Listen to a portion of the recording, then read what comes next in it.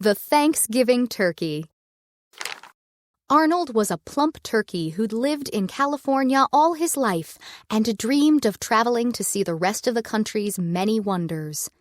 He woke up one crisp November morning to a very important letter. Dear Mr. Turkey, I'd like to invite you to be the guest of honor at our special Thanksgiving dinner. Please come well-dressed. Sincerely, the President of the United States. Arnold jumped up and started packing his bag. He canceled all of his plans and set off immediately. You haven't eaten your breakfast, Arnold's granny called after him. There's no time to waste, Gran, he said, hustling out the door. I've got a very important appointment. Don't wait up for me. Arnold went straight to the train station. I must get to the president's house before next Thursday, he said to the ticket agent. I'm going to be the guest of honor at the Thanksgiving dinner. Oh, dear, the ticket agent said, clucking her tongue. She handed Arnold the ticket just in time, and he hopped on a train that went past the beautiful Grand Canyon and then round and round the Rocky Mountains. Soon, the mountain's snowy peaks passed, and the land turned into broad, green fields. Arnold gobbled with excitement. The old lady sitting next to him peered at him through her glasses. I'm going to spend Thanksgiving with the president, Arnold told her proudly. The lady's eyebrows raised up all the way into her pink hat in surprise. Aren't you worried about what they'll be eating for Thanksgiving at the president's? Of course not. I'm sure that whatever they serve will be delicious.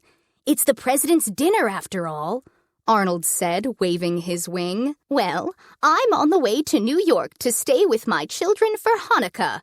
But do tell the president I say hello, the lady said. It took longer to get to Washington, D.C. than Arnold thought it would, but he couldn't help but cheer when he stepped off the train. He was in a whole new world where busy people's neckties flapped behind them as they rushed for the subway, and grand historical buildings sat on every corner. I can't believe it, he sighed. I'm finally here.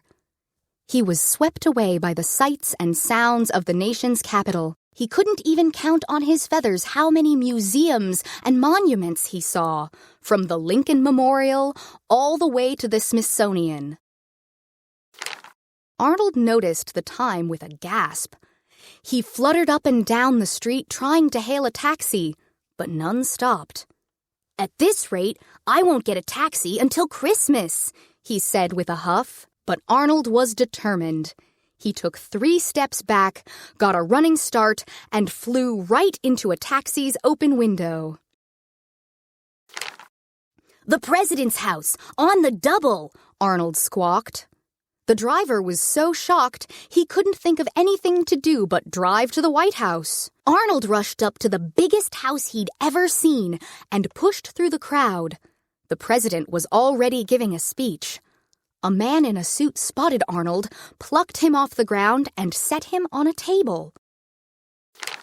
When Arnold looked around at all the guests' hungry faces, he started to get a little nervous. He tried to remember just exactly what it was that people liked to eat for Thanksgiving. Just then, the president walked over. Arnold's eyes grew wide, and he held his breath. Hello, Arnold. I was worried you weren't going to make it, the president said. As President of the United States, I hereby pardon you from the Thanksgiving dinner table. Everyone clapped for Arnold, and he let out a big sigh of relief as he shook the president's hand. Arnold went to all of his new favorite spots in Washington, D.C. again, before getting on the train back home. Thanks for watching. Please like, share, and subscribe.